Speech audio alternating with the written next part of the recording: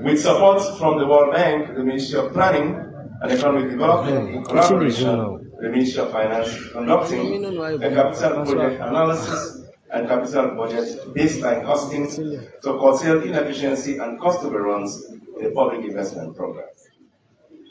The assessment will initially focus on energy, roads, water, and will be scaled up to other sectors.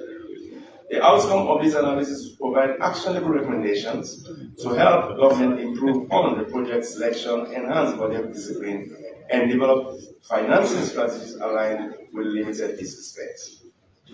Addressing debt challenges.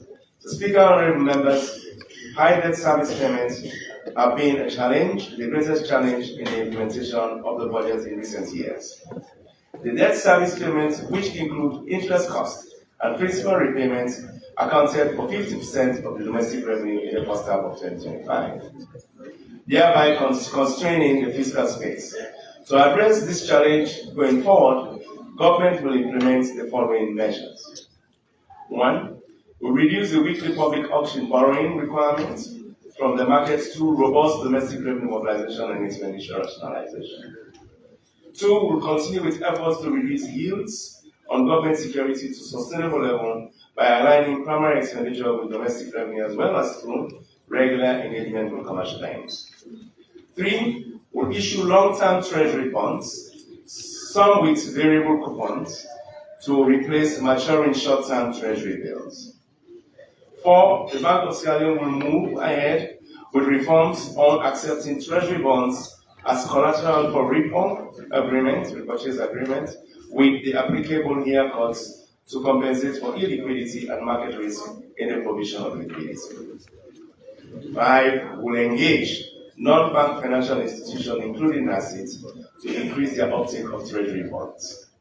6. We will implement regulatory norms for institutional investors while ensuring that they can meet their asset liability management objectives and seek more grants and concessional external loans from European markets.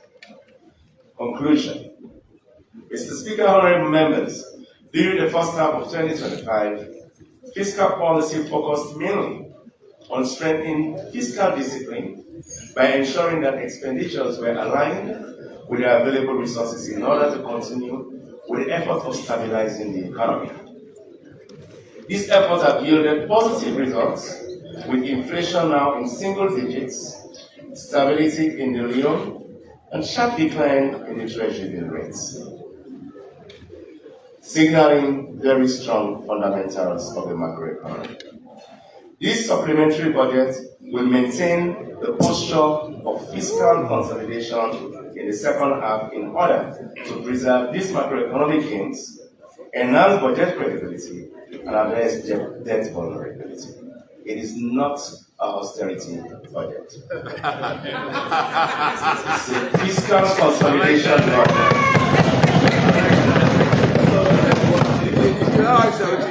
Mr. Speaker, honorable members, let me conclude by thanking His Excellency, retired Brigadier Dr. Julius Madabio, for his guidance on economic management matters during Cabinet and Economic Management team meetings. I would like to appreciate the Honorable Vice President, the Chief Minister, and colleague ministers, Cabinet Ministers for their support. My appreciation also goes to the Deputy Ministers for Finance, the Financial Secretary, Chief Economist, Accountant General, Director of Budget, and other Directors of Staff of the Ministry of Finance. The Governor, the Deputy Governor, and staff of the Bank of Sierra Leone must be commended for their close collaboration and coordination in managing the economy, which contributed to the significant improvements in the macro fundamentals. Let me also appreciate the efforts of the Commissioner General and staff of the NRA, and also our colleagues at the Ministry of Planning and Economic Development. I'd also like to thank our development partners for their strategic intervention in various sectors of the economy. Mr. Speaker, honorable members, I would like to express my profound appreciation to this noble House for always providing a non-partisan review and approval of fiscal instruments, including the budget.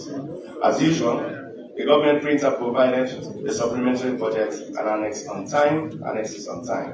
The Speaker, honorable members, budget execution during the first half of the year demonstrates government commitment to fiscal discipline.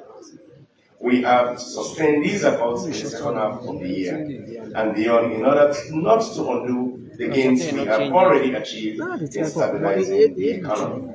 This supplementary budget is expected to consolidate macroeconomic stability, which will boost investors and donor confidence in creating a fiscal space for spending on priority sector to support sustained economic growth and improve service delivery.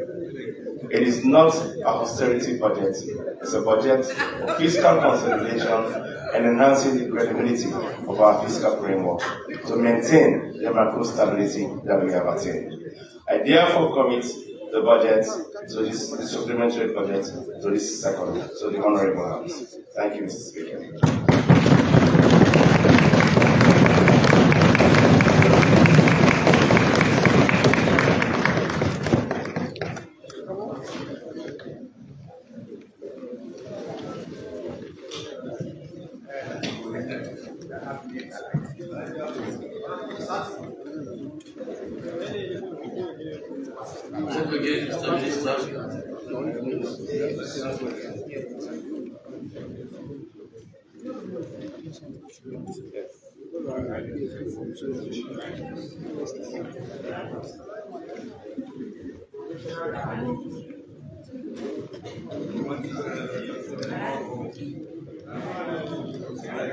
Mr. Speaker, honorable members, I move that the bill entitled the Supplementary Appropriation Act 2025 being an act to make revisions and supplementary provisions for the services of Sierra Leone for the year 2025 be read second. Thank you very much, Mr. Minister of Finance. Honorable members, before we go any further, let me take this opportunity to recognize the presence of certain eminent personalities that we have here this morning. People who are working very hard in the Republic of Sierra Leone. Let me start by recognizing the presence of Dr. David Moenina Senga, Chief Minister.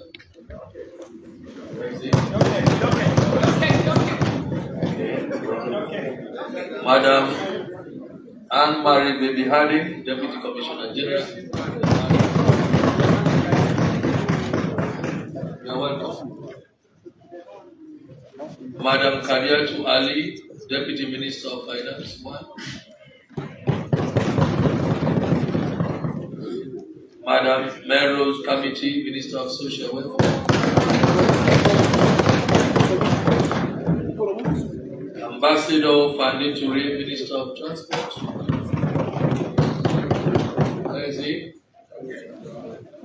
Yes, when I mention your name, you stand to be recognized by this Parliament and by Sierra Leone. Mr. Matthew Dingy, Financial Secretary.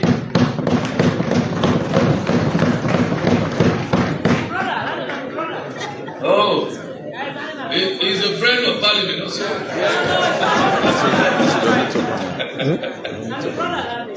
Dr. Ibrahim Stevens, the Governor Bank of Sierra Leone. Mr. Mori Lengo, Esquire, Minister of Internal Affairs. Dr. Teresa T. Dick, Deputy Minister of Agriculture. Mrs. Daphne Bangura, the wife of the Minister of Finance. At least if you do not get paid, you know where to go.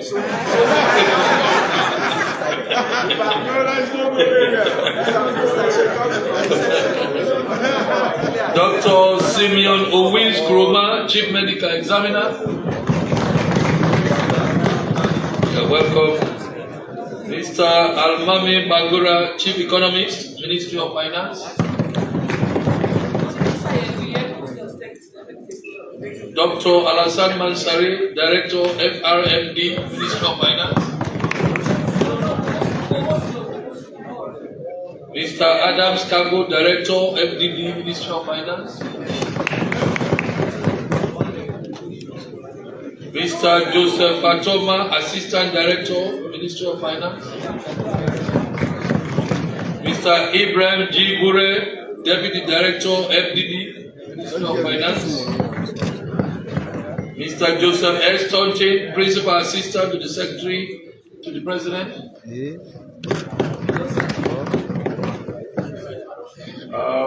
Madam Mimma Y.M. Soba Stevens, Deputy Minister, Ministry of Environment and Climate Change. Madam Kenya Bale, Minister of Planning and Economic Development. Mr. Amara Kalov, Minister of Public Administration. Where are you? Where is he? Okay. Madam Augusta Jones-Tema, Minister of Sports. Mr. Moana B. Masako, Deputy Minister of Defense. Where is he? Okay. Dr. Edward Hinga Sandi, Executive Director, National Investment Board. Thank you. Salvin Bell, Deputy Auditor General.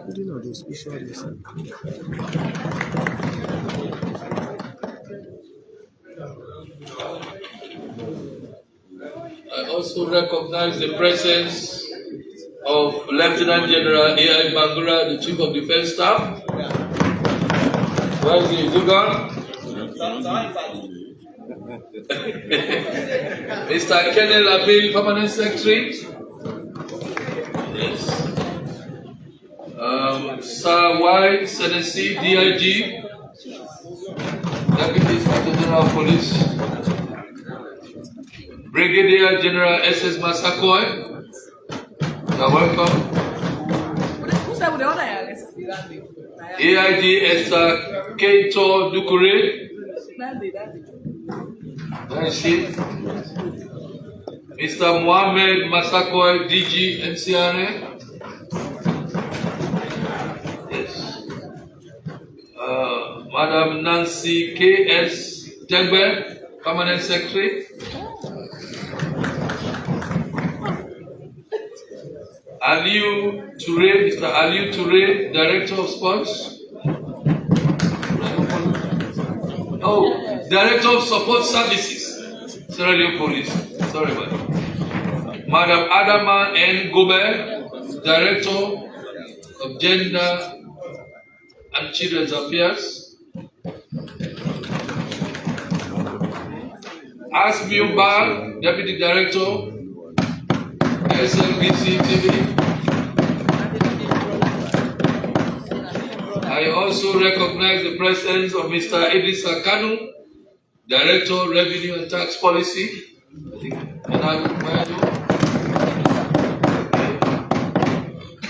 Mr. Jacob T. Senesi, Deputy Director of Budget. Yes. Mr. Gerard Ganda, Deputy Commissioner General too.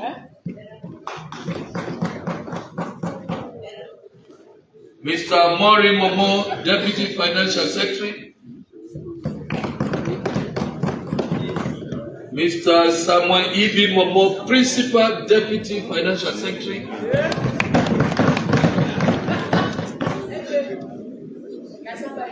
Mr. Kai Banya, Chief of Operations.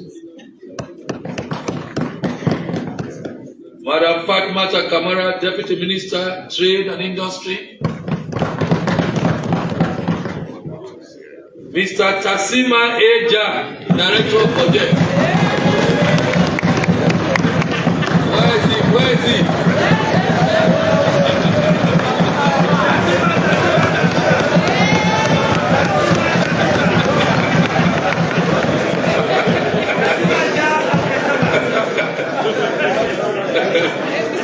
Mr. John K. Conte, Head of Budget, Sierra Police. Where is he? Okay.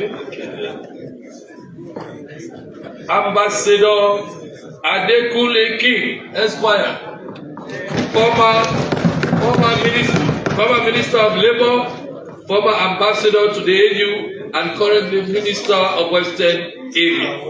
You are welcome. He happens to be my brother.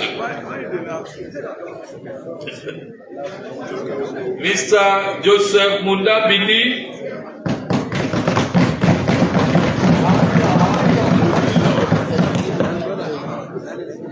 National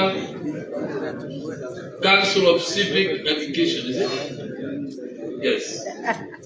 Madam Hawa Sali Samai, Executive Secretary, Peace Commission. Yes. Madam Janet Thomas, Executive Assistant, Ministry of Finance. Where are you? Okay, yes. Yes. Madam Maria Tu Brown, Senior Deputy Financial Secretary. Madam Haja Adama Jallo, Secretary to the Minister of Finance. Madam Joyce B. Toure, Senior Budget Officer.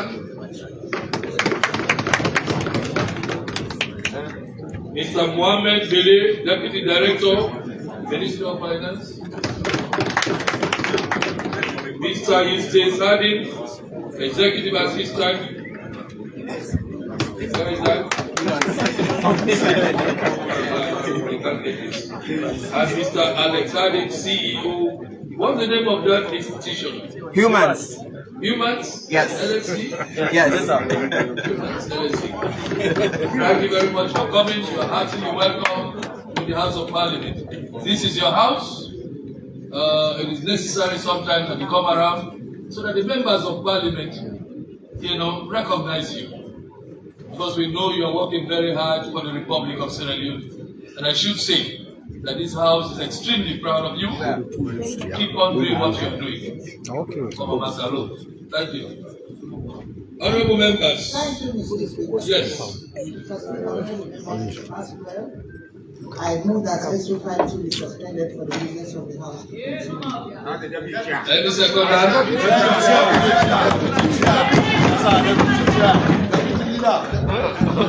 And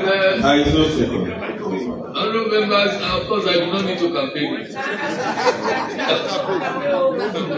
I do not need to campaign you. That is your member of the House. All those in favor say aye. Aye. Those against say nay. The ayes have it. Honorable members, the question is that the bill entitled the Supplementary Appropriation Act 2025 be read the second time. Honorable members, please, when you stand up to debate, be snappy. Thank you very much. Yes, Chairman Finance. Thank you very much, Mr. Speaker. Mr. Speaker, honorable members, I want to take this single opportunity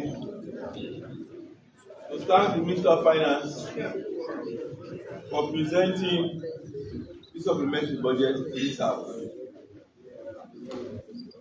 But before then, I want to thank the President, and of course the Minister of Finance, and all relevant institutions for the prudent management of the economy so far.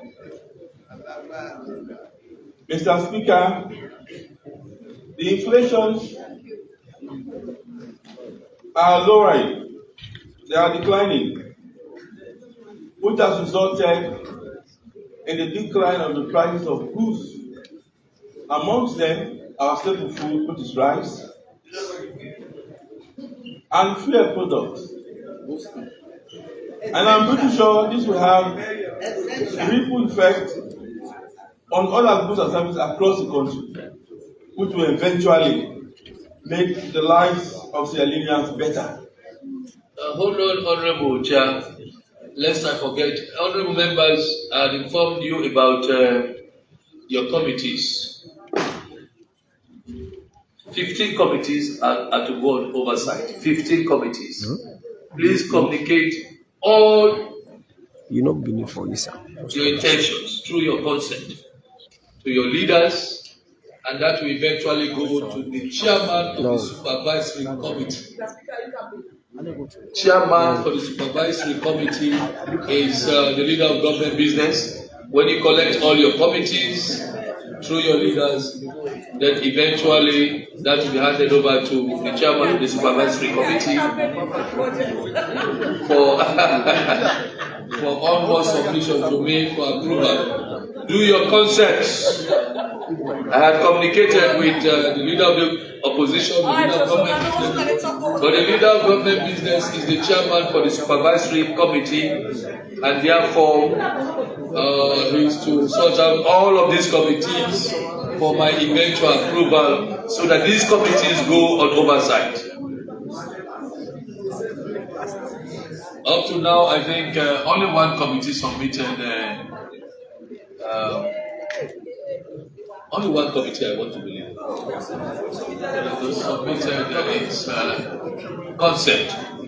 Honorable members, do your concept. You don't need to instruct your clerks to do the necessary concept for submission to your leaders, for onward submission to the chairman of the supervisory committee. About his endorsement, then that will be forwarded to me for my final approval. Then you can go. Thank you very much. Proceed, Chairman. So, Mr. Speaker, honorable members, I believe the Minister of Finance has been doing a very good job, and all of this would not be possible without the supervision of the President, President Leone. We must say thank you to this government, and of course, like I mentioned, through the necessary institutions, the Minister of Finance, and other relevant institutions, for what we've achieved so far as a nation. Thank you. Basically, we have today before us a supplementary budget, but which I believe is a bit different from some other supplementary budgets we receive as a parliament. Other budgets, supplementary budget, will ask for other monies to be appropriated to the consolidated fund. But this one is basically, there is a cut on the original budget that was presented to this parliament and that was approved for the FY year 2025. And of course, in his presentation, the minister has enumerated the reasons for the supplementary budget and for the reduction. And of course, there are very good reasons why he has done that. There are improvements in the macroeconomic fundamentals, because like the minister already mentioned, and the inflations are lowering. Those are the good points of the supplementary budget. The downside, of course, naturally, the fiscal space, even globally, is starting due to very many reasons. And of course, domestically, the domestic revenue mobilization is weakening somehow. That has made the NRA not to meet the target in very many of those streams. All of those put together, the minister thought it necessary to bring to Parliament this budget for its adjustment. Of course, in fulfillment of constitutional provision, the 1991 Constitution provides that it's only Parliament that will appropriate monies to be expended by government. The PFM Act, the PFM Regulation 2018, all of these are laws that have been enacted by Parliament for the Ministry of Finance to ensure and to give them the roadmap on how to bring this document to Parliament. And they are basically here in fulfillment all of these. But I think domestically we may not necessarily have control over the global funds to this country, but we may try as much as possible to have control over the domestic revenue generation. That brings to mind the performance of our revenue generation by the NRA. The minister highlighted those pitfalls. For example, in our NRA collections, the GST has been a problem, as clearly stated by him. And we have to enforce these laws. The NRA should enforce these laws. The Minister of Finance should ensure that these monies are collected by the NRA. They are required. Because without these monies, there is no way government will provide service to the people that are needed. And the business people are not paying these monies. These monies are being paid by the buyers. It is for their business to collect these monies and declare them. But that's been a challenge all this while. We need more sensitization to the public that wants to buy any goods and service from a particular thing. You need a receipt that will show that the NRA has been collected. We need to be doing all of this. The other aspect that has created huge challenge in revenue collection is the import duty. Our customs, we've had a lot of stories of the import duty collection in this country. And I believe we must have done much more than that. If the revenues have been collected properly, we must probably even overstep the projections. But definitely there is a problem with that. And without those monies being collected, it will be very, very difficult for the government, for the Ministry of Finance, to disburse the monies actually allocated to those MDAs for provision of goods and services to the people of this country.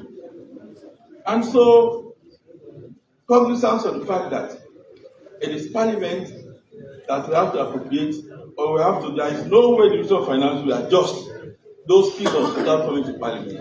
They are basically here so that Parliament can give a nod to those adjustments within those figures, so that from July to December, government can be able to adjust and probably will have a very good recovery of the economy.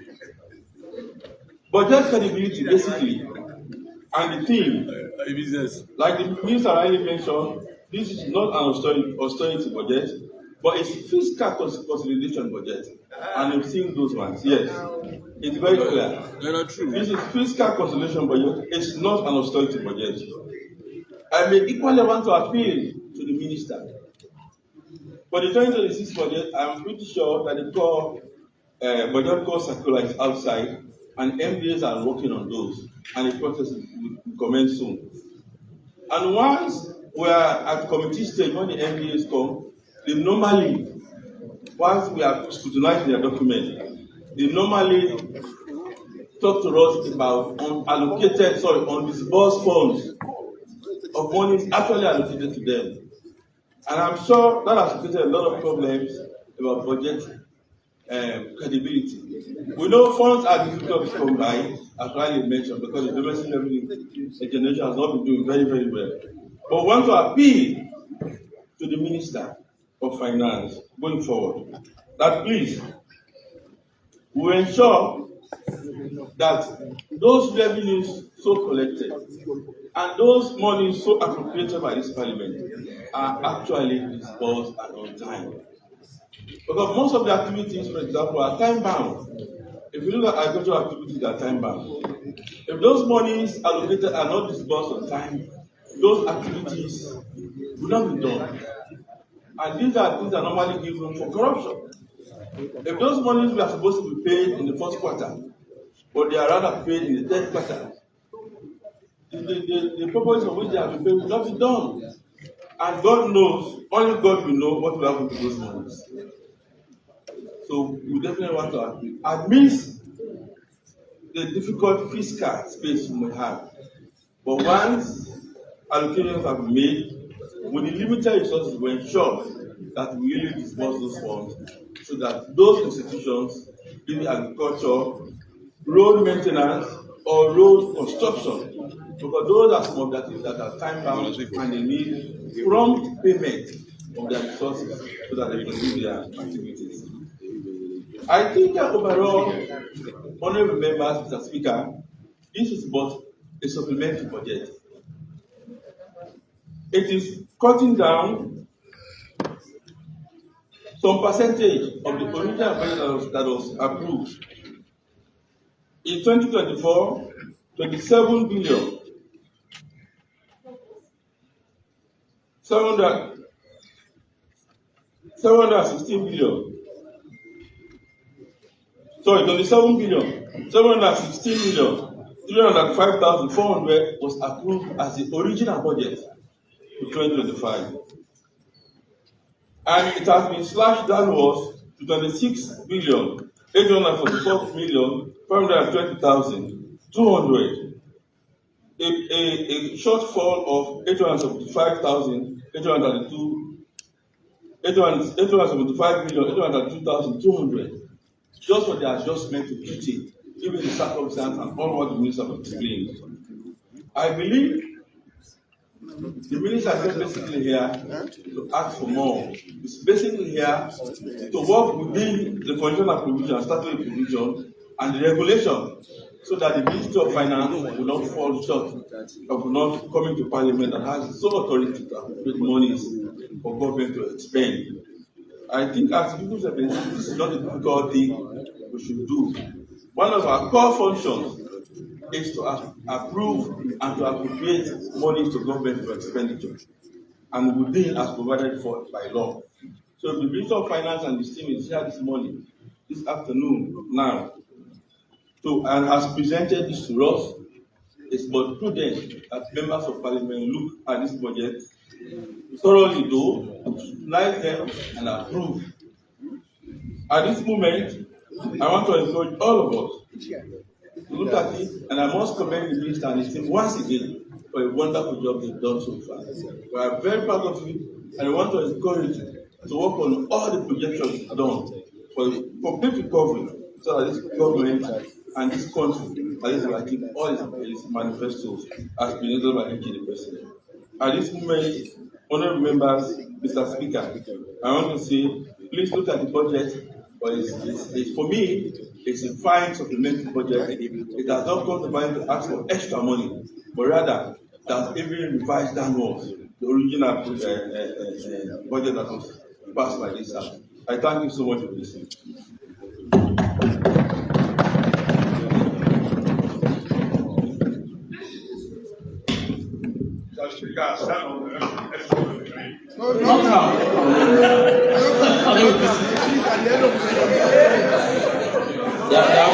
There will be time for you to take three. Yes, sir. Thank you very much, Mr. Speaker. Mr. Speaker, honorable members, I want to thank the Honorable Minister of Finance, or the Minister of Finance, for complying with the dictates of SO 69(1) and the PFM Act of 2016, Section 42(1) and 2, to make sure that he brings supplementary budget for the attention of Parliament. And I'm sure that is what this House, especially the Public Accounts Committee, has been craving for, because we believe that our goals, or one of our goals here as members of Parliament, is to make sure that we're giving up to government proposals as and when they due. And if the minister decided to bring a budget to make sure that he doesn't spend outside the budget given to him illegally, if he decides to bring a budget to me, it's something we have to applaud him for. I want to thank you very much. Mr. Speaker, honorable members, I listened to all the variables the minister outlined.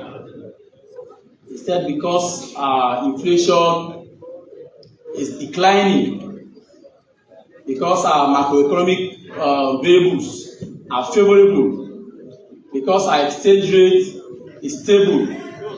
As a result of that, we are going to have a supplementary budget. But Mr. Speaker, members, The same statement he delivered also outlined other issues, which for sure germane or gave the real reason why we have a supplementary budget here, Mr. Speaker. Mr. Speaker, if you say your economy is doing better, the things we expect for an economy that is doing better are very much clear. We don't expect a reduction in spending when the economy is doing better. No. We don't expect a stagnation in wages and salaries when the economy is doing better. Mr. Speaker, the records are clear here. When you go to page 25 of the statement being delivered by the minister, page 5, paragraph 25, it reads that, Mr. Speaker, honorable members, taking into consideration the projected shortfall in domestic revenue and the need to keep the budget deficit within the original target, total expenditure and net lending is reversed downward.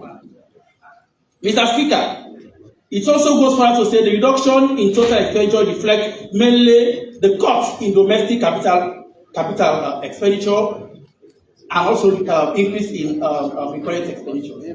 Mr. Speaker, honourable members, when I take this phrase or this sentence in tandem with what Wikipedia said about a word I will soon pronounce, you know, my brother is not here, honourable SOS.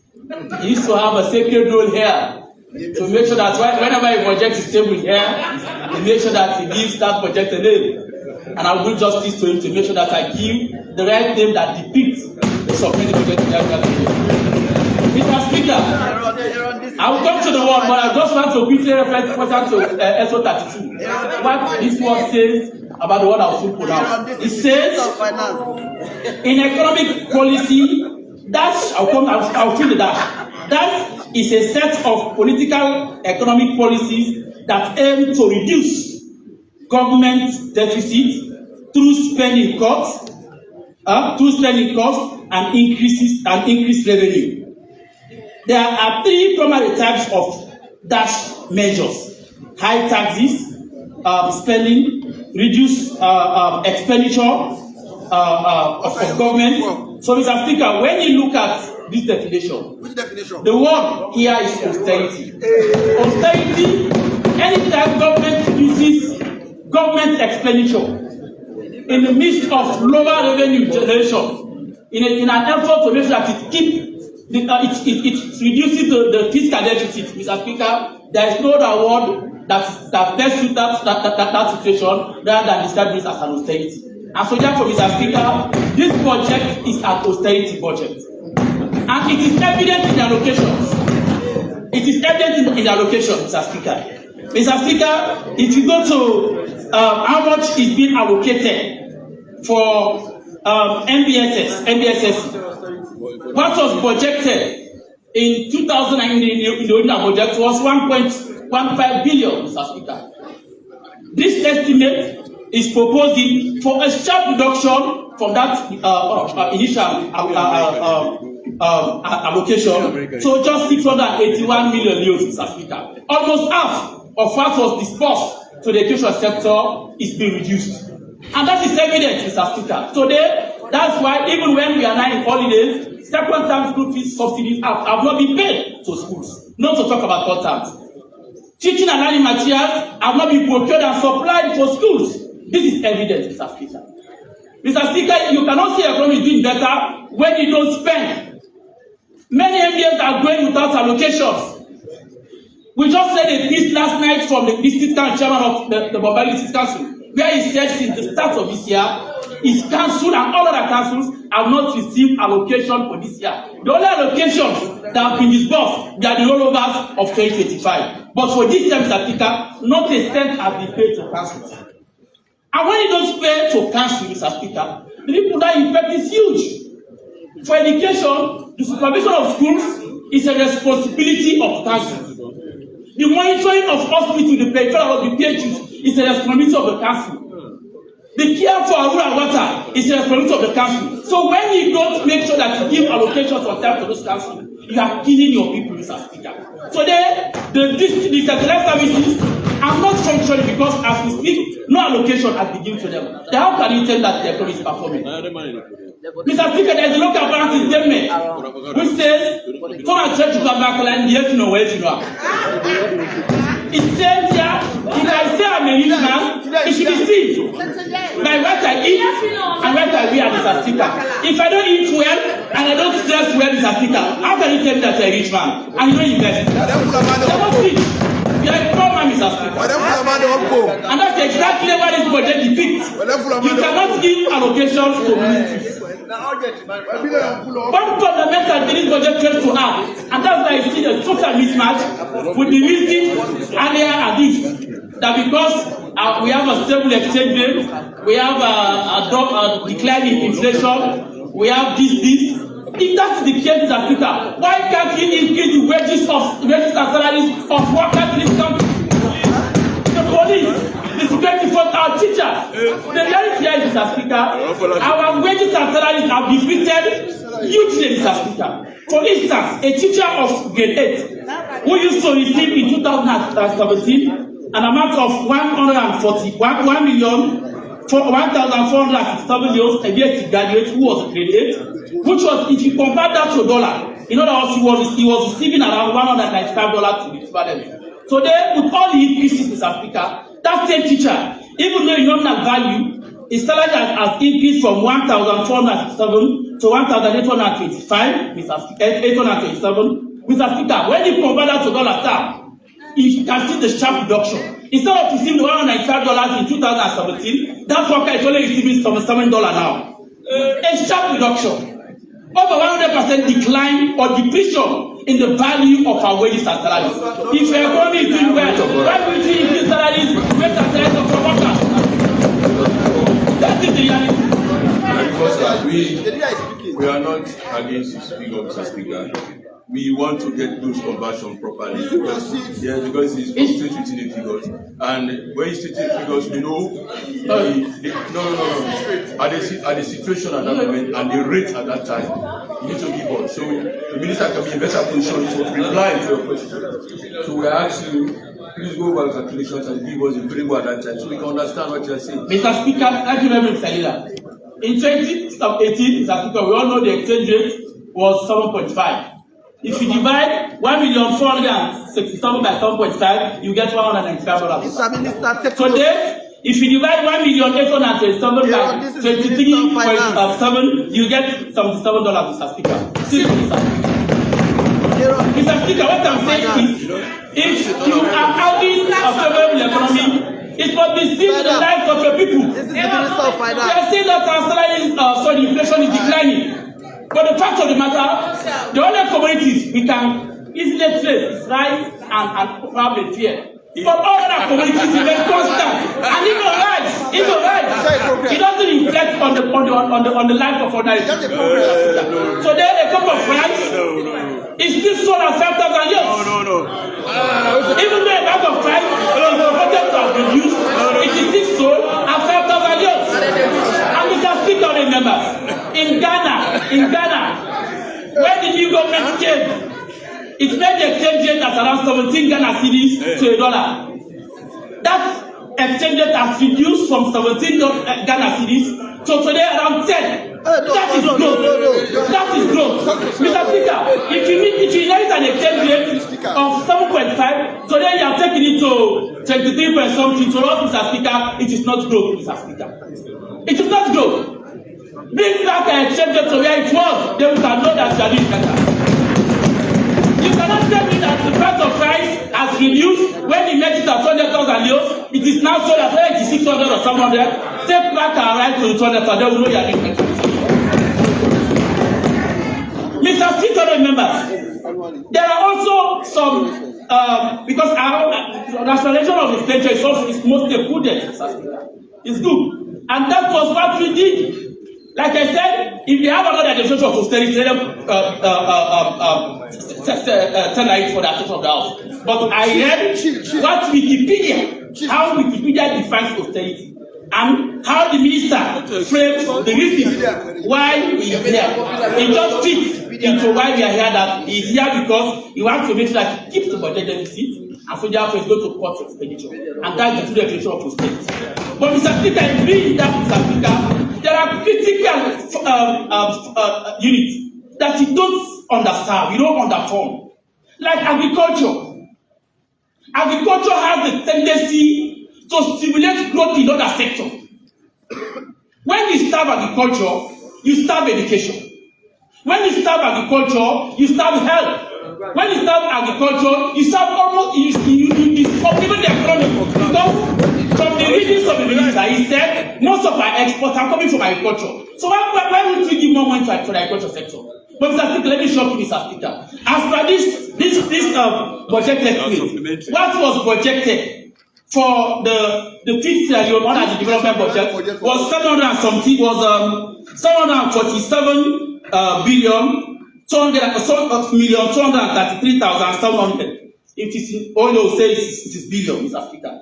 That amount is reduced to just 91 million from 747 million, which was budgeted as under the original budget. It was reduced from 747 million 233,700. It was reduced to just 91,280,500, Mr. Speaker. How do you expect agriculture to grow? And that's why fertilizer is still not supplied to our farmers. It is evident. Our some ecological zones are not functioning properly. Mr. Speaker. Mr. Speaker, remember. Like I said, Mr. Speaker, what is also disturbing when you go to the same estimate on the youth empowerment, Mr. Speaker. Mr. Speaker, what was budgeted in the project was 19,600,000 youths. That amount was reduced to just 654,300. And the minister is not even asking for any donor supplement. In other words, the youth are not important. He doesn't intend to even spend a cent. You can, Mr. Speaker, you can look at the budget. Go to the second to last page. You go under the youth empowerment. You see that zero is being put under the category of. Please, the deputy leader started very well by making reference to 69 of his others. And the supplementary budget is also points to certain facts, and this is not austerity day. I just want my colleague to confine and not take the minister into very bad light. This budget, the name of the budget, the theme is very clear: fiscal consolidation and budget credibility to sustain macroeconomic stability. And if you're not coming with the budget for the youth, it doesn't mean that you don't recognize it. It doesn't go that way. It's because it's what is important and what is focusing your attention at the moment. Recently today, we have not ratified. We have not ratified funding going towards the youth and women. And funding, that's 5 million euros. So please, let's confine ourselves. I'm sorry to disrupt you really. Confine ourselves to the team we have, please. But Mr. Speaker, I know you are not saying. You cannot say ostracizing. Hold on. You cannot say ostracizing. Yeah, please. You cannot say that. These are supplementary. Okay, thank you, Mr. Speaker. I know you are following. Let me just refer you to the third to the last item on the schedule, Mr. Speaker. You see what was allocated for youth. The last is page 15. The fourth to the last is development activities, youth empowerment, Mr. Speaker. What was projected was 19,600,000. And then what is now being reversed is 11,654,300. Mr. Speaker, go under the supplementary. What is there? It's zero, Mr. Speaker. So I'm saying that, and that is why the minister has come here to request for additional spending. Mr. Speaker, this component is very important. This particular development activity also has the tendency to create jobs and stimulate growth. One of the programs I want to commend the Ministry of Youth for was when they procured about 100 kekes for young people. And what also 100% of those kekes have almost been paid for today. That tells you have created jobs, you have stimulated growth, and it has a tendency to make sure that you stabilize the economy through job creation by As we speak, Mr. Speaker, that same sector has a proposal to make sure that it procures 200 e-vehicles. We all know how much we are affecting climate. We are all contributing it's because we are not calculating our carbon footprint. We travel, we use vehicles, we use generators in our house. We are not taking climate adaptation actions to make sure that we mitigate some of these things. The Ministry of Youth is saying that it wants to procure 200 e-vehicles so that the carbon emission will be reduced. Even when the UNDP has provided 100% of the funding, government has not provided counterpart funding to make sure that that project comes to reality. So I want to appeal to the minister that he considers growth-related sector and prioritize them. Much as we are reducing, Mr. Speaker, the purchasing power remains constant.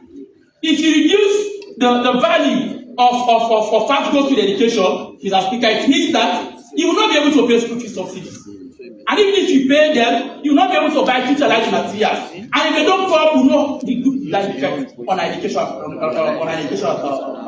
outcomes. So, Mr. Speaker, honorable members, like I said, I want to again talk on this other deduction, which is also very much important. That the one that has to do with NDMA.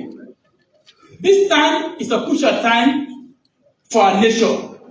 I'm sure this is one of the agencies President Buhari established for good reasons, because he knows that we have suffered so much from emergencies. And mostly when emergencies do occur, we do not have a way to quickly cushion down the effect. And that has resulted to a negative implication of our economy.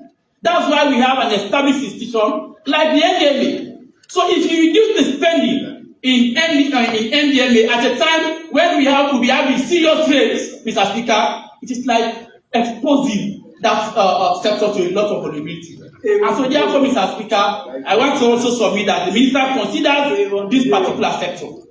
Mr. Speaker, honorable members, I want to again lastly say, Mr. Speaker, that our reserve is on the crossroads, Mr. Speaker. And I want to appeal, because I know we have a very competent team at the Ministry of Finance. That is true. He has held the balance to make sure that we function as a nation. And the bank government is also someone that is very much credible. But we know the importance of maintaining a credible reserve.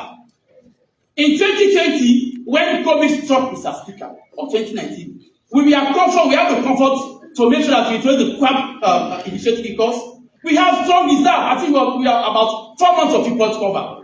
The Bank of Leone introduced the QUAP to make sure that it supports importers to maintain the prices of basic commodities. So if you only have we only have reserve of just 1.8 months of import cover, Mr. Speaker, it is a looming crisis. In an event a situation happens to us as a nation, it will be difficult for us to make sure that we mitigate that particular condition in the short run, Mr. Speaker. And so therefore we have to make sure that we do everything possible to make sure that we improve that reserve, because that is what holds us as a nation.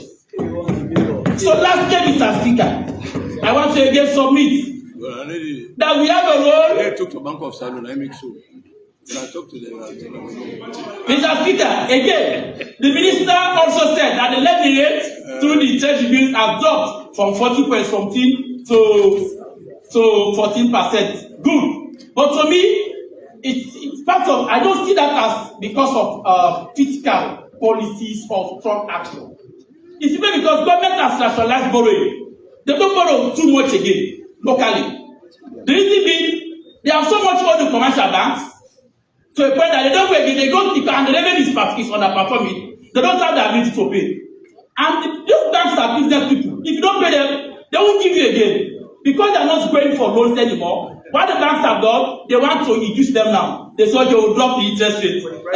So they can come. They can come in, Mr. Speaker. So even when it is reduced, they are not coming because they don't. They don't not much time. And lastly, Mr. Speaker, want to see let me rate that affects the ordinary man and woman. When you go to our bank, Mr. Speaker, our banks are still lending at over 30% interest rate, which is very high. Mr. Minister, I hope you are taking the real copiously. Thank you. Proceed. It's one man I don't doubt. I know you come for us accordingly. But Mr. Speaker, what I want to, or what I wish, is is for us to have lending rates that impact the private sector, not just government. The lending rate for the private sector is not good. Most of our people, Mr. Speaker, they are the wrong. Go to those villages, those that are going for loans through microfinance institutions. No, I'm going to the MPs are just different things. We are all different organisms. We are different organisms. We are Ubers. Don't have shapes. Because we are the most indebted government official. That's the truth. And at a very high interest rate. But ours are not productive loans. I put it in perspective because even though we are using our loans to impact our people, but because we are not using it to bring money for us, we don't call them productive loans. So government has to make sure that we have policies that make interest rate friendly. When Bank of Leone sets the minimum lending rate, they must ensure that through the banking supervision department, the central banks adhere to that. Make sure that when they give loans, they are tied down within the threshold, or maybe at a rate that will be friendly, that businesses can go and get loan and be able to thrive. But they cannot thrive. When you go for loans, Mr. Speaker, you know what? When you start a business for the first 1 year, there are always challenges, Mr. Speaker. So, and yet the interest will not wait. You have to pay it. You have to pay. So, as a result, many businesses have crumbled. Many individual sole proprietors have run away because of the high interest rate. So, I want to appeal that we go and make sure that we have a very friendly interest rate that stimulates growth and encourage private sector to thrive. On that note, Mr. Speaker, I want to again say we have a role pursuant to section 48 of the PFM Act and SO 69 of the standing orders to make sure that whenever the minister brings to this house for our attention a supplementary budget, we must make sure that we pass it. Even my existence as a secretarian, because my security, if I'm not secure, I can't exist. So therefore, we depend on budget at every given point in time. And so therefore, there is no way I will go against it. We are going to support it, but I want to appeal to the minister to make sure that he looks into critical spending areas, especially those that have to do with councils. It's very important. Like Tonkolili, you only have one district hospital. Over 100 and something hospitals are PHUs. That's where my people go. They don't go to big hospitals. So if you don't give them funding, Mr. Speaker, you are declining the health situation in that particular district. And that's what's happening in almost all other sectors. So I want to appeal that those areas that he has proposed for a sharp reduction that are productive driven, I want to submit that he consider them to make sure they become a priority and make sure that he disburses funds on a timely basis rather than putting just figures on paper. Then when it comes to disbursements, they don't have this, but as it is now, councils, Spaniards, without, and many other ministries, they have gone without every allocation. But what is shocking, Mr. Speaker, last name, Mr. Speaker, is the one on the office of Chief Minister. Even when they are rationalizing, we are saying that we have to reduce expenditure. For Chief Minister alone, Mr. Speaker, then what was in the original budget was 24,115,700. It was increased. Is it been in schools? Is it been in hospitals? Is it been in drugs? No. His budget is being increased from 24,000 or 24,115,000 to 31,683,200. Why is he doing this, Mr. Speaker? When you go to the office of the president, office of the secretary to the president, that's where the drama is, Mr. Speaker. What we budgeted in the 2025 budget, the initial budget, was 79,435,800. Mr. Speaker, what this revised budget is proposing? The revised budget is proposing an amount of 255 million. Imagine, from 79 million to 259 million and 9,200. Over 700%, Mr. Speaker. Leave it. You can check the figures. For whatever percent, let me just call it. But I know it's increased from 79 to 255. Mr. Speaker, no, please. Mr. Speaker, page 5, please. That is not 700%. No, Okay, I'm not no, please. I'm not going to mathematics. We are saying this is a revised budget. And we don't know what has caused the minister. He will answer, but I don't make it clear for the public. Reading figures can talk in the minds of people as if he has done something very prestigious or something very funny. What is happening What is happening exactly? They have made requests. The normal budget request. Why do you need this? Don't forget, Secretary President, the President's office, is the chairman of the ECOWAS. Don't forget, there are other factors added. It's also the chairman of CITEM. If you also Security Council. In 2026, we are also going again as a permanent member of the Security Council. I'm not saying that is the fact. What I'm saying is that all of the proposals are making a budget, whether there is increment or there is reduction, has to do with the proposal in front of the minister. So if you want to critique the increment or decrease, why is it decrease or why is it increase, you have to tell us. Why do we have increment? Why do we have shortfalls? But you are not told us that. What is playing with is the figure to the public. And I cannot sit here and see you ask to play with figures when you cannot justify why there is an increment in the figures or where there is a reduction in the figures. I have raised that objection that has to do with the youth. And I raised objection. This has to do with the office of the president. That's why I raised the objection. If you are saying whatever percentage you are giving, whether it's going to be based on your calculations or not, give us justifications so that the public can go with the good news, not always the bad news. Thank you. Honorable Aaron Kroma, be guided. But Mr. Minister, I'll be guided too. take. I will do the percentage. Hold on. Mr. Minister, take relevant notes. Take relevant notes. Because the public want to hear you. Leader of the opposition. Yes. What do you want to add to that? I don't want to open this for debate. No, I just want to add to this that this is a house of debate. Yes. And the essence of the members over there is to take note of the point made by the members over here. And when they have their reply, they will counter the statement. That is what we're doing. It's all right. So when Aaron is debating, we should be giving the ambience. Sorry, sir. Mr. Speaker. Sorry, sir. Yes. We are not saying we have to obstruct. I know you conclude. Never mind. In this house of honorable members, we should be classed as the honorable people. I have not obstructed him. I've asked for please to revise. I have been read a thing. I'm not asking. You have been giving calculation. You are not a mathematician. But what you have done, he said, is not correct.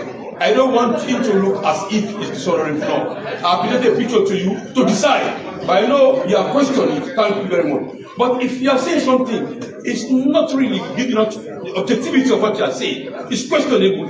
We cannot make you to look this house like I sit at house alone. We don't know what you are doing. So I'm drawing attention for us to tell us. If you are saying the office of the secretary of the president, that has to do the idea of the president. Integrity of that office, the highest of this life. We don't want people to carry the news. We are asking you if there is 1 billion% increment, tell us. So what I did, Mr. Speaker, please, sir, I said maybe the president is not the chairman of the Opera Commission. The president is also a Security Council. The president is chairing CITEM, etc., etc. So before coming down to the minister, let's positive debate. Tell us what is causing the increment, because we are not there when proposals are made for increment of the budget. These are proposals and these are allocations. They can be reviewed in the downward trend. So let us just see. I'm just saying that. Thank you very much. Mr. Speaker, I wish I were the Minister of Finance. Can I be heard in silence, please? But unfortunately, I'm not to Can I be heard in silence, please? Leader of government business, in as much as I 100% go with what you are saying. But I don't have the slightest doubt in the minister we have. And so we are, Mr. Speaker. I don't have the slightest doubt in him. That's one of the reasons why I reminded him to make sure the relevant notes are taken. Yes, Honorable Aaron Kroma. Yes, sir. Mr. Speaker, like I said, the office of the Chief Minister, the budget in the total budget was 24 million and it has increased to 31 million, even when it's not been in schools. Mr. Speaker, the office of the President, Mr. Speaker, it was 79 million and that budget has Mr. Speaker, you see, this is what I'm saying. We should not really put it. No, this is in the budget, Mr. Speaker, can you find it? Why you said increment? No, not really put up. leader of government should take relevant notes. For the integrity of the house, that man cannot be the house. He cannot be the school. That's not what's meant for the chief minister. It's purely for administration. The office of the chief minister has huge responsibility. Exactly. But take relevant notes. Don't worry, we will reply. But don't want the government to know. I trust you also. I trust you also. Mr. Speaker, we don't want to interject in them when we are debating. I know. That is why I am taking notes. I know. Honorable. MPs are taking notes. Honorable. So that when they have their right. So because no, we don't want a bad news. Honorable. No, you don't interject. Hold on. You are the last man to debate. Honorable Iran, let me tell you this. Yes, Mr. Speaker. I know exactly why the leader of government business is responding to you. You know, we live in a country where the population of Senegal is so gullible that sometimes when you say these things, people run with them. Figures are They dangerous. run with them. They do not even want to know what the further explanations are. They run. Especially when we have, over the social media now, we have analysts. We have people who analyze legal matters who are not even lawyers.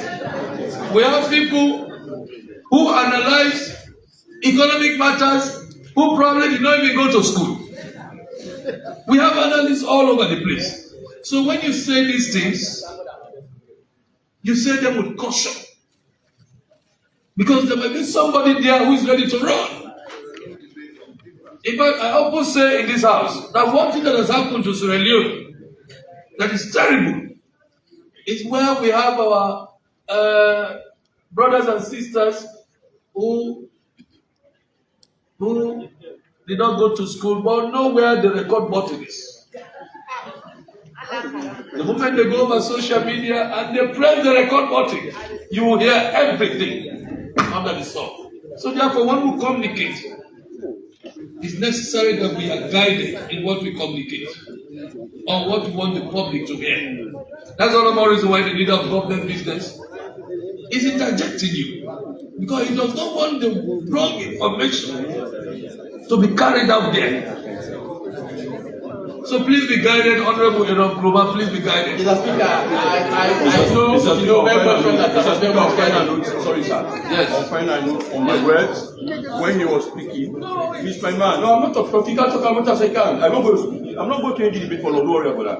Yes, For neatness of proceedings and the integrity of the house, I will tender to you allocations to council so you can follow the debate. Yes. Yeah, thank you very much. Yes. Allocations to council update. Please respond appropriately. And Mr. Minister, don't leave anything hanging. Please make sure you take the relevant notes and respond to all the issues. They can say go to follow the so that there will be another side of the story. To follow the allocations. Tom Colin is there. Yes, Honorable Iran Kroman, proceed. I hope you are rounding up now. And I also know that you know very much that I was very much guided. Yes. I was speaking to a document that is properly before the house. Yes. And I was not addressing the public, but rather I was addressing you. And thank God you have this document. So I'm inviting you to hold on. I'm inviting you to make 5 seconds. Honorable Iran Kroman, don't forget we are in the face of the gallery. Well, the others will change them. I'm addressing you. We are in the face of the gallery. I'm referencing a document that's the properly before gallery. this house. Honorable Iran Kroman, if you keep arguing, I'll stop you. We are in the face of the gallery. So you don't only address me, you address the public. No, tell me, Mr. Proceed. Yes, Proceed. Yes, so properly, Mr. Speaker, like I said, I was being interjected. I said, Mr. Speaker, the office of the President, what was allocated in that sector for the 2025 budget was 79,495,800. What this bill is proposing for an increase from 79,435,800 to 255,009,200, Mr. Speaker. But Mr. Speaker, even if you hold what the leader was saying constant, Mr. Speaker, we assume that because he's now president, equal chairman, and the place to be. Come to what is being allocated that is supplementary, Mr. Speaker. It tells it is just a mere amount of 19 million. So that tells you Even before this budget is brought, Mr. Speaker, the implication is they have already spent an amount of 155,250,400 illegally without the approval of this parliament. Mr. Speaker, that's the implication. If we want that to consider, what is allocated for whether he's president of this, which is very good for us, he's president of the ECOWAS, chairman of all presidents, he's sharing the system, kudos to the nation, Mr. Speaker, with all that constant, yet what is allocated is just 19 for the supplementary, is just 19, which means this budget is just here to justify what has been spent on that particular sector already. So last thing, Mr. Speaker, as I submit, Mr. Speaker, when you bring your budget like this, Mr. Speaker, with all the variables, if inflation has declined, if exchange rate is stable, if all the macroeconomic variables are stable, Mr. Speaker, I am saying, like I quoted my 10-minute SO2, some have said, come back, I've been there to know where to know. How would people know that you have money if you don't eat well and you don't dress well? Let's Leone dress well. If our economy is booming, then let there be a drastic increase in the salaries of workers. If our economy is booming, let us see an increase in the allocation of resources to staff in MBA. Let the police get their rights on time. Let us see an increase in all sectors, Mr. Speaker. That is when we say our economy is booming. Otherwise, Mr. Speaker, I still believe that with all the variables, in the midst of a declining revenue, Mr. Speaker, and a depleting revenue reserve, our economy is not doing better, Mr. Speaker. Yet, I want to submit that we support this project for the good and the progress of this nation. Thank you very much. Thank you very much, Honorable Let me listen to Honorable Mustafa Sello. After Honorable Mustafa Sello, we don't know.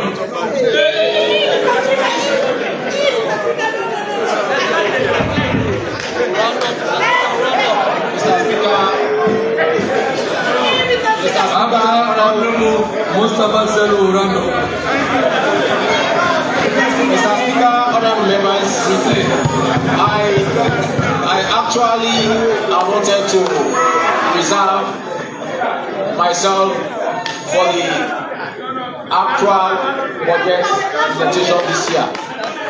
But I want to make a few clarifications and to look at the real issues when we talk about budget and financial management of a country like this.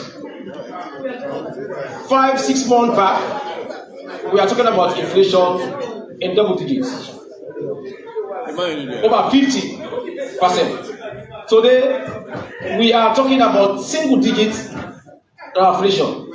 This inflation, single digit, is not by magic. It's by discipline, fiscal discipline in this country by the ministry and the Bank of Sierra Leone and the agencies responsible. It's not by magic. It doesn't happen overnight. I think these are some of the issues we should be looking at. Everybody around this place, especially on the other side, we are talking about inflation in double digits, 54%, 53%. Today, we are single digits. Single digit. We are not. That's something we should be talking about. These are the real issues. Mr. Speaker, honorable members, I like the honorable member from Tonkoli rightly said, we have been able as a country to manage our exchange rate. It has been stable over 3 to 4 years. We are on record that this government has managed the exchange rate over 3 years. It has never happened to manage it this way. So, Mr. Speaker, other members, I really want us to look at the real issues here, like the other member from Tonkoli said. We cannot, the Minister of Finance is not allowed to expend a single cent without reverting to Parliament as per the BFM Act and the National Constitution. And that's what they are doing. They are here to present a supplementary budget to us because of certain reasons. And the Minister, in his submission, has outlined clearly why the supplementary is here before us. He has clearly explained. But I don't know why we are calling figures so that we can place on the gallery, we can place on the gullible citizens and take this away. This is not done. He's talking about allocation to the office of the Chief Minister, for example. We talk about office of the chief minister. This is not just, we are looking at individual. It's not an individual. We're looking at other departments under that particular agency. Like we talk about office of the president. The last time, 2 years ago, they were talking about allocation to the office of the president. We have infrastructure, presidential infrastructure under that. The last time we had issue with the bridge. What's the name of the bridge? Along from my St. John, the St. John Bridge, Service Street Bridge. We have that. That money was charged under the office of the president, under infrastructure and development. These are all costs that falls under those. They have various both sets. I think this is what we should be looking at. You look at both sets. They have different both sets, and the charges are different. They charge to different account lines. Mr. Speaker, honourable members, let me take you to vote 1101. Office of the Secretary to the President. Yeah, break it down. When my colleague was talking about 700%. No, you're wrong. I don't know. He is not around. I don't know what the calculation. Percentage is over 100. If you look at the nominal figure, the absolute figure, you're not talking about the nominal figure. He's talking about 200% increment, and that the ministry have expended more than what was allocated to them. It's false. It's not true. We should not be playing to the gallery. You will listen, you will learn. I will educate you perfectly. Yes, thank you. Mr. Speaker, honourable members, I think the variation, we call that in accounting variation, the difference between the actual and the projection. That variation is what we should be looking at. If you're talking about 700% variation, it's less than 200%. This is wrong. We should not be playing to the gallery or to the global public. So, Mr. Speaker, as a government member of parliament on this side, we are here to make clarification and to let the public know that those figures were false, we are not correct. They were not correct figures, and they were just placed in the gallery and just for the government community people to laugh at them. Mr. Speaker, honourable members, I now take you to, if you look at the vote set, there are various vote sets. Mr. Speaker, honourable members, there are various vote sets here. I take you to vote. Mr. Speaker, 110. Mr. Speaker, point of order. Vote 110. Hold on, honourable. Yes. I want the honourable member to withdraw the statement he made that the figures are not true, because the figures quoted are in the estimate already presented to us by the Ministry of Finance. If he's saying they are false, he's simply implicating the minister that the minister has false figures. It's all right. Mr. Speaker, point of order. Mr. Speaker, when your colleague was speaking on the other side, we took our time to listen. If you have decided not to give him audience, no problem about that. You can do likewise. But let me remind you, he did not question the figures given by the minister. He questioned the percentage, and he also questioned the percentage. So I did too. And the figure he was giving us, but he also questioned it. What did I say? If we listen to one another, it's better for all of us. But if you have decided not to give him time to speak, no problem. No problem. I don't want you to tax them to give us audience so they can learn more from our body. It's all right. Going forward after.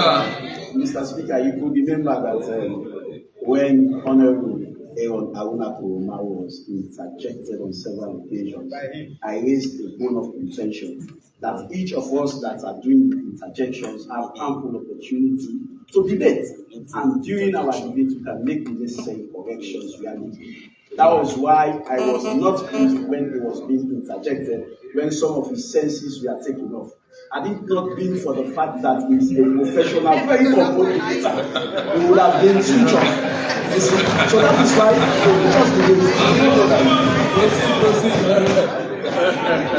Thank you very much, Mr. Speaker.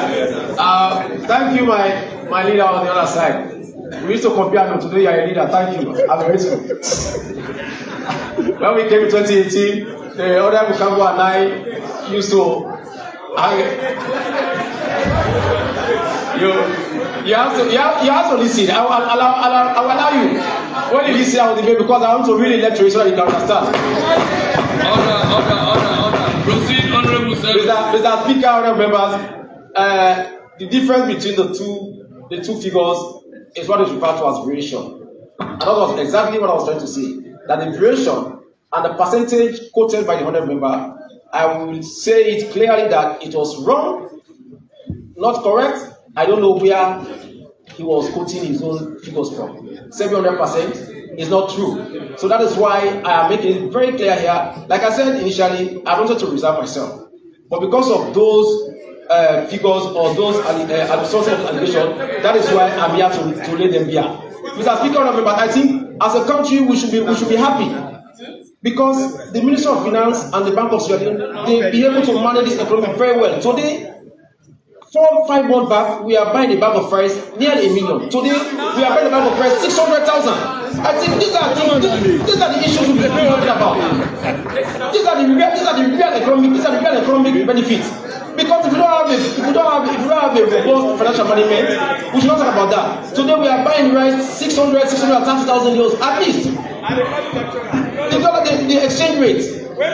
The exchange rate, we have been able to manage that consistently over the years. Mr. Speaker,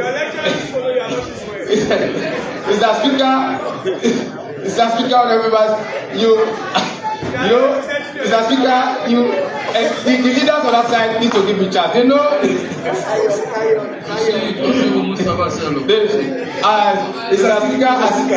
I conclude, is not representing this lecture well. That's all I'm saying. Mr. Speaker, as I conclude, I have referred the House to so many both heads here. To be very honest, there are some both heads that we are really supposed to capture here, but for the sake of the honourable member from Chokolile and for opposition, so he only captured areas that he thinks will make points and raise so that the gallery and the public will dance to. There are issues, there are figures here that have been revised downwards. We have been able to make gains, exchange gains. So most of what is here is just revision, Mr. Speaker, honourable member. So these are the figures, and we should speak to these figures. They are actual figures. These are nominal values, Mr. Speaker, honourable member. I think we should be mindful of what to say because this is the breadbasket of this country, the model. Mr. Speaker, honourable members, as I conclude, I want to assure citizens of this country that this government is doing all in the best interest of the citizen to ensure that we have a stable economy that will better the lives of every citizen in this country. Thank you very much.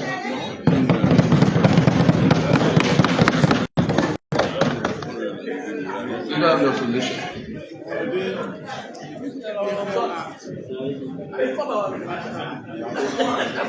Mr. Speaker, honorable members, I want to thank the Minister of Finance. He is a friend of Parliament. Yes, he is a friend of Parliament. I must say that. He is also a friend of the opposition. I must say that.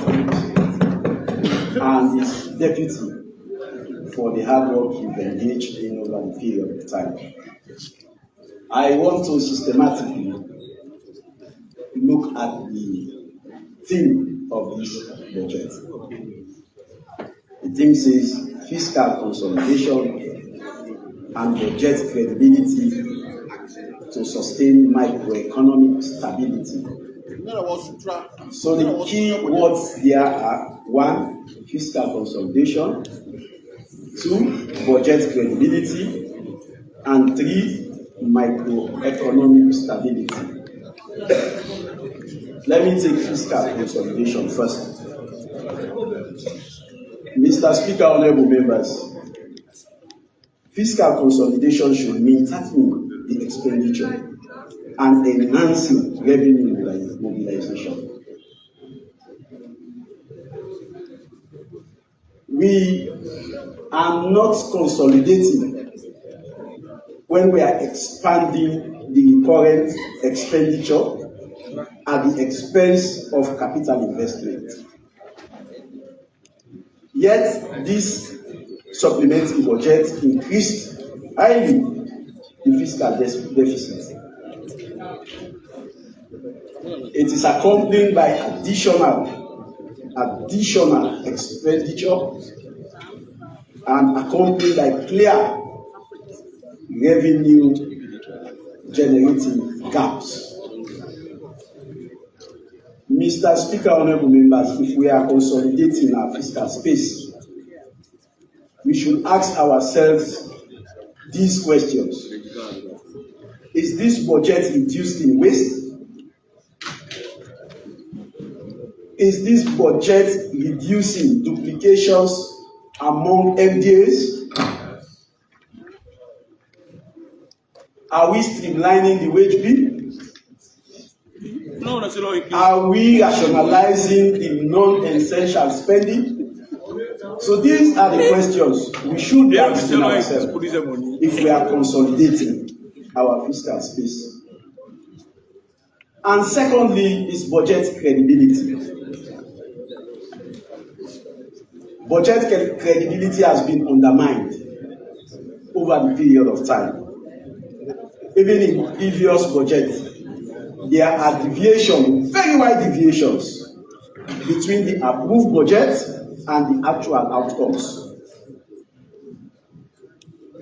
The ministry, some MDAs receive far less than what is approved, whilst others received more than 100% of what is approved, which is unlawful. My deputy was very right when he said allocations made to the president was exhausted and over 100 and... Point of order. It's a leader. Mr. Speaker, I cannot mention the name of the president in the debate. Let's withdraw that one, please. No, you cannot. No, you cannot. I don't want to question the order on him. You cannot. You use the word officer of the president, not the president. I was very careful dealing with him. He has called the name of the president. You cannot bring on the president in the debate.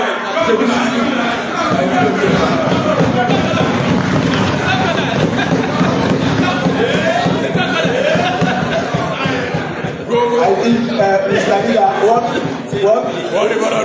what we'll do in the next budget is to delete wherever president appear in the budget. And for the records, you are talking about the. For the records, sorry, not the theory, sir. You can talk about that. So I hope correct you, please. Hold on.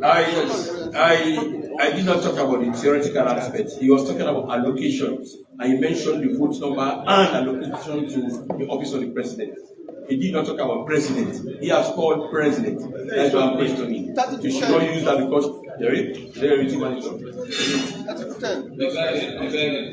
yes, again, Mr. Speaker, you should take note that no, talk no more. I mean, I can talk late anytime after 2 hours. So when the leader of government speaks, he should expect some high level of reciprocity from me. All right, no problem. If you bring that, don't worry. It's my comrade. Yes. So the budget credibility over 155% of what was allocated to the office of the president was expended before May this year. So that defeats the budget credibility. So when we are talking about budget credibility, we should ensure that MDs are able to get what is approved, or else our job here will be in futility. Mr. Speaker, honorable member, the third terminology used in the thing is microeconomic stability. Everybody knows that since 2018 to now, in fact, I thank God for this minister. Since 2018 to now, the Leone has weakened considerably. Yes. In 2018, before I contested to be member of parliament, I went to Guinea. And whilst I was in Guinea, 100,000 euros or 1 million euros was exchanged for 150,000 Guinean francs. Yes, before 2018. Now, if you go with 1 million euros to Guinea, they will give you about 300 Guinean francs. So that shows that 500, you say 500, okay, I give it to you. You put figure, the way I give it to you, 500. Yes. So it shows to a very large extent that the news has weakened. But Mr. Speaker, what is most interesting is this. The government that loudly condemned austerity now find itself implementing the very policies it condemned. Only now. In fact, if we had had this minister in the last government, most of these policies were very, very essential. We would not have found ourselves where we are. Yes. They are calling these policies fiscal consolidation. The reverse expenditure framework of this 2025 is a clear case of austerity by another name. A clear case of austerity by another name. Mr. Speaker, I will substantiate. My first point, why I said it's a clear austerity by another name. The slashing capital expenditure is a classic austerity measure. If you go through this budget, the most telling indicator of austerity is the steep cut in the capital expenditure, which has been revised from 31% from 13 billion new euros to 9 billion new euros. So this reduction is a clear case of austerity measure by another name. Mr. Speaker, even worse is domestically funded capital projects. They have been halved. All domestically funded capital projects have been cut to half, from 2.2 billion new euros to 1.1 billion new euros. This move, one, will delay infrastructural development, it will undermine local job creation, and also it will cripple support of rural roads, schools, water supply, and small contractor businesses. So this is the second austerity measure. Mr. Speaker, honorable members, typical textbook austerity. This figure will dwarf project investment. Mr. Speaker, in effect, this government is borrowing expensively and using the proceeds to pay debt. Not to fund growth, but to pay debt.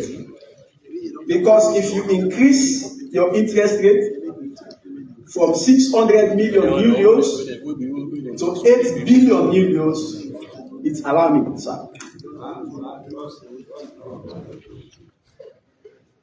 Are we building Sierra Leone or are we serving creditors? We are working for creditors, according to what is in this budget. This budget has also increased in subsidies. When you talk of political motivated, non-proper, mainly settled areas of independent power provider, IPPS, not to expand social safety net. These are all liabilities. not targeted public debt and alleviation. They are all liabilities to the nation.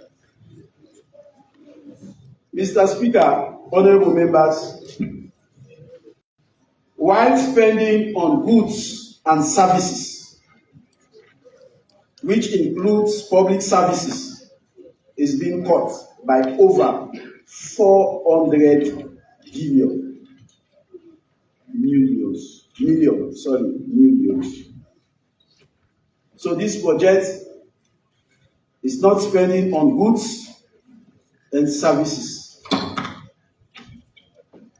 Mr. Speaker, honorable members, the budget deficit is still not solved from this budget.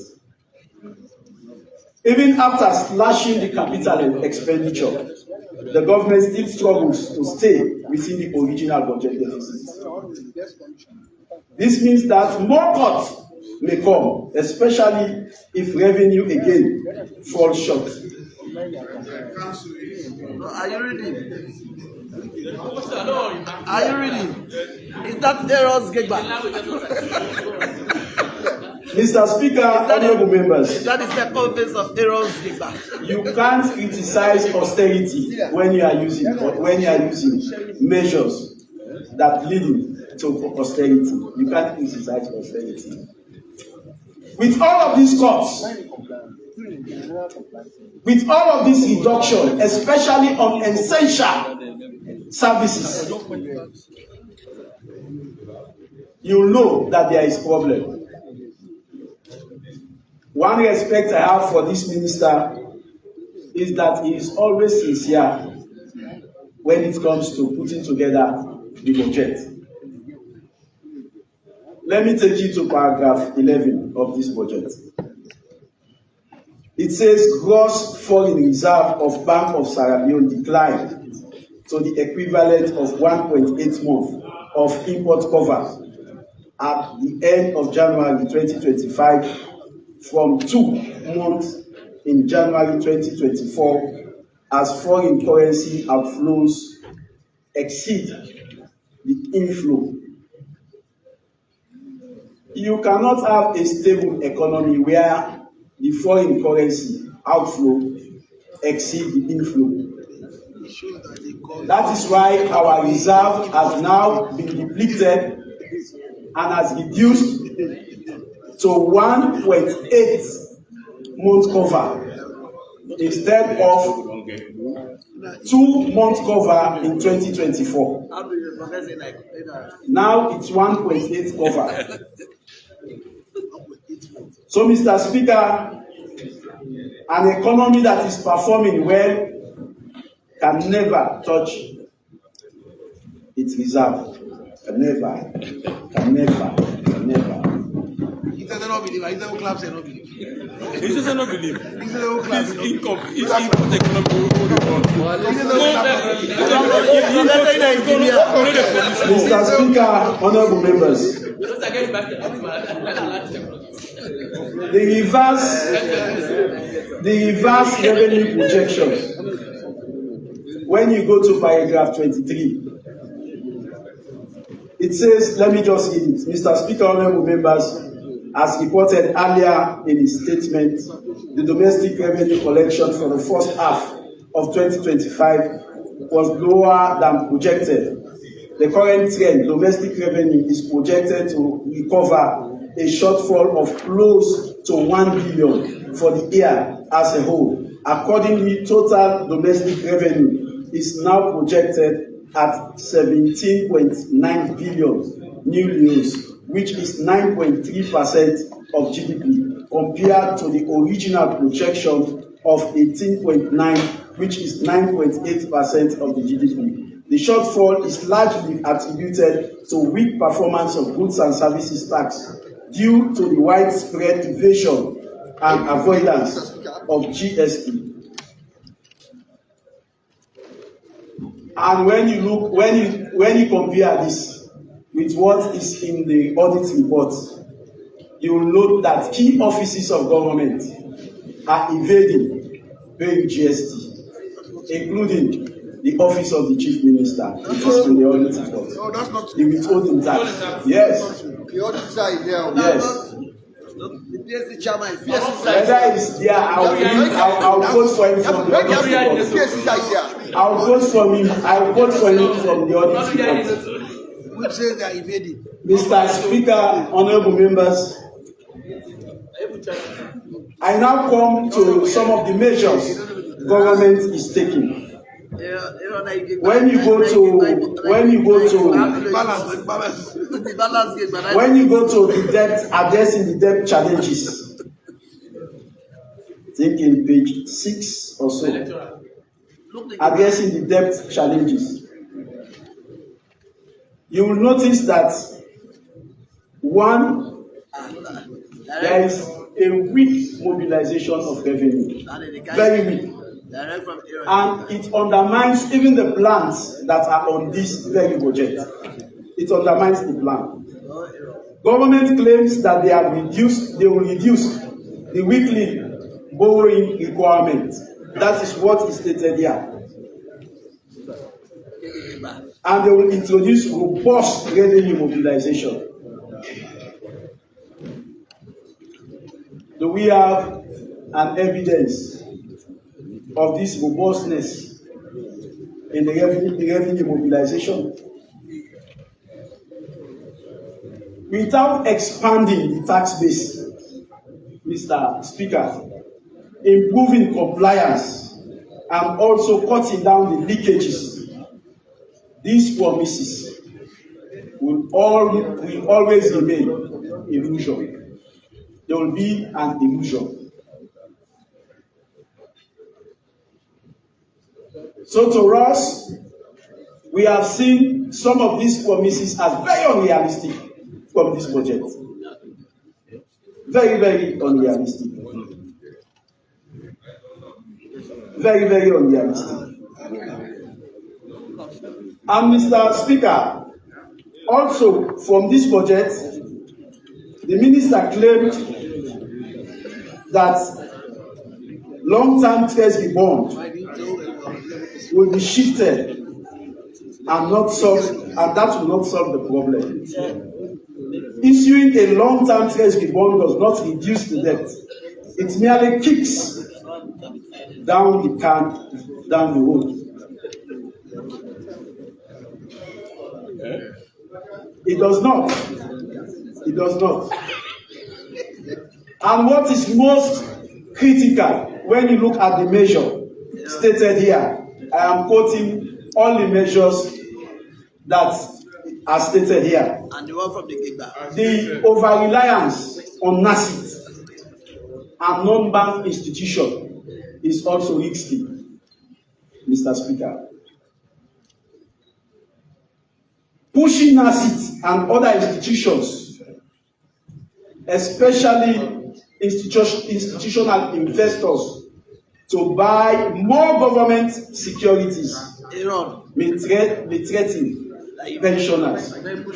Even after pension, they will struggle to receive their pensions because that is what they are pushing.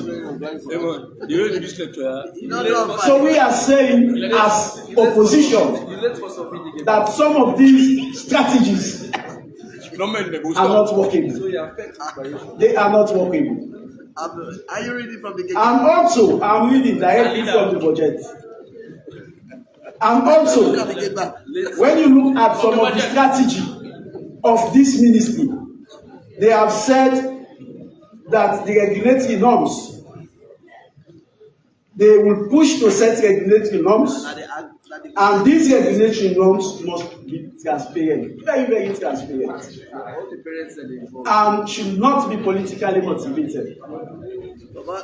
So to us as opposition, Mr. Speaker, honorable members, we have looked at this budget presented, and this budget is a clear case of government trying to cut down their expenditure, government trying to ensure that they reduce their expenditure, but because of the utterances they have made on austerity measure, they have decided to give it another nomenclature.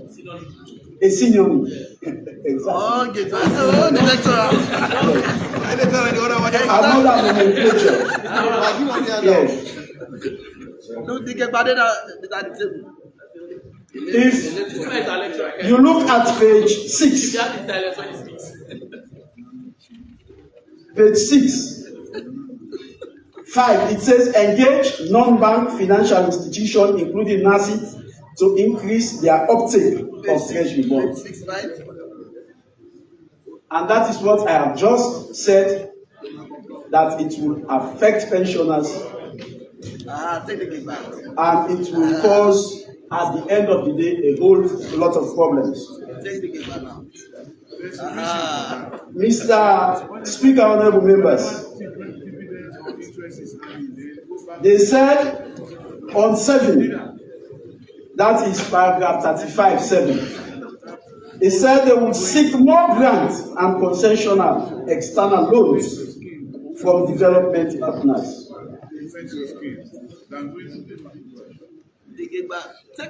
In fact, seeking concessional loans and more grants exposes our lack of homegrown solutions. Because we have seen an overburden on the budget and we have seen an overburden on the debt. So going for more concessional loans is not advisable. Mr. Speaker, honorable members, this budget, in fact, it was deliberate when the minister said this is not austerity budget, because he was saying these are austerity measures, but we have deliberately not referred to it as austerity budget. It's a fiscal consolidation with a lot of austerity measures. And when our brothers there, we don't have problem with taking austerity measures or reducing spending. It's for the love of your people. We have had very, very big economies reverting to austerity measures. You go to Spain, they introduced austerity measures. All over the world, all over the world. You go to Germany, they have introduced austerity measures. Because they are people-centered. They increase the cost. They are people-centered. Reducing government expenditure is people-centered decision. So condemning austerity measures is like you say, there are actions you should not take for your people. I could remember before 2018, some ministers were prevented from traveling, which were all austerity measures. Some were prevented from even traveling on business class. They had to use economy. Which government? Because of austerity measures.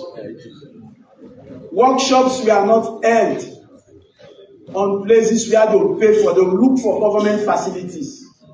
These were all austerity measures, aiming at redirecting this money to developmental projects.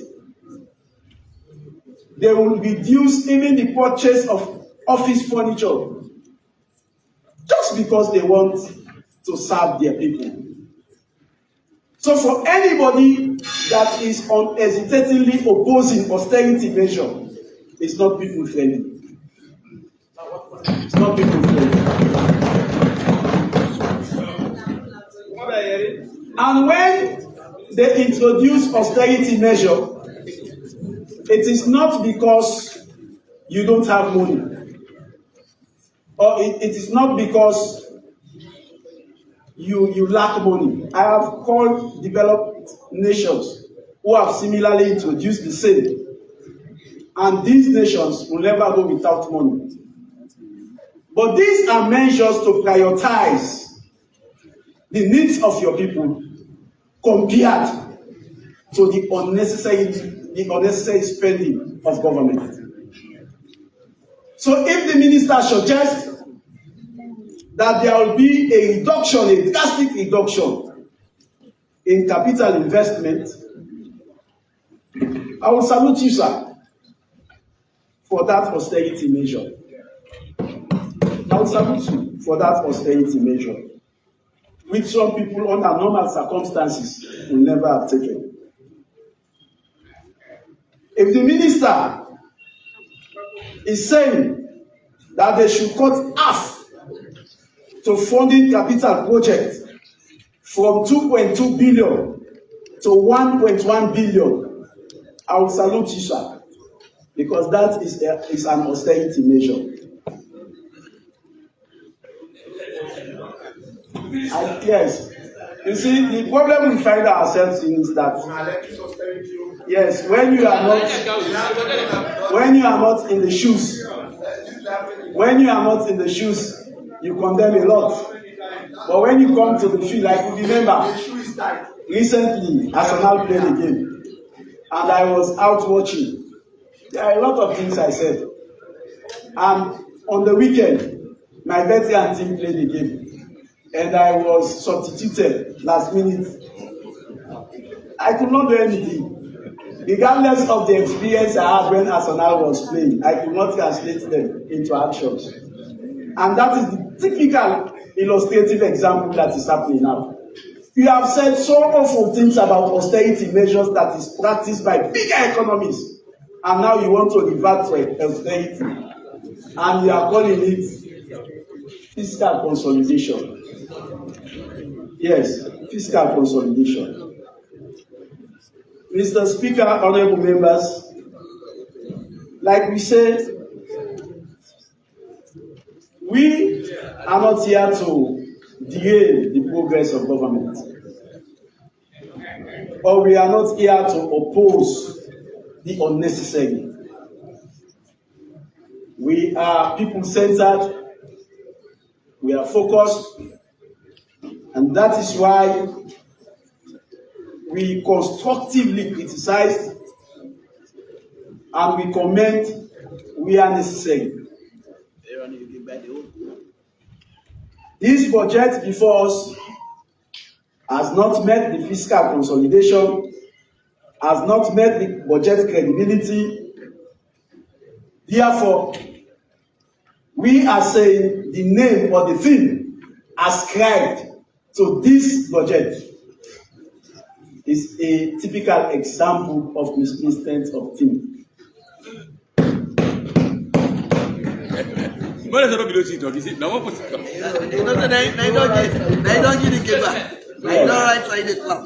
It's a typical example of misplacement of theme. It should be on your name, austerity supplementary budget. It's a clear case of austerity. Yes. Austerity supplementary budget. So we want to make it very clear that the court